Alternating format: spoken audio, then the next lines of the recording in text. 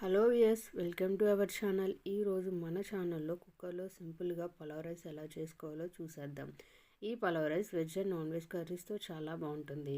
So ముందుగా stove on చేసుకుని cooker పెట్టుకుని 2 స్పూన్స్ ఆఫ్ ఆయిల్ వేసుకుని బిర్యానీ స్పైసెస్, ఉల్లిపాయ, టొమాటో, పచ్చిమిర్చి, పుదీనా వేసుకుని ఫ్రై చేసుకోవాలి.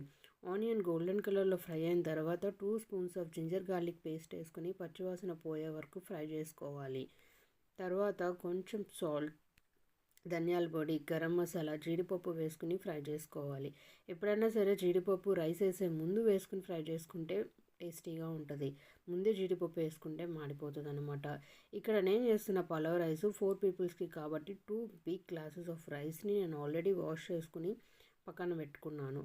సో వాష్ చేసుకున్న రైస్ని వేసుకుని 2 మినిట్స్ అటు ఇటు తిప్పుకున్నాక అందులో వాటర్ కంటెంట్ పోయినాక 2 కప్స్ ఆఫ్ రైస్కి 4 కప్స్ ఆఫ్ వాటర్ వేసుకుని సాల్ట్ అడ్జస్ట్ చేసుకుని కొత్తిమీర వేసుకుని కుక్కర్ పెట్టుకోవాలి. 1 విజిల్ రానిచ్చినాక కుక్కర్ ఆఫ్ చేసుకోవాలి. అంతే, simple and easy pulao rice ready. ఇక్కడ నేను పలావ్ రైస్ని మటన్ కర్రీతో సర్వ్ చేసుకున్నాను. Thanks for watching.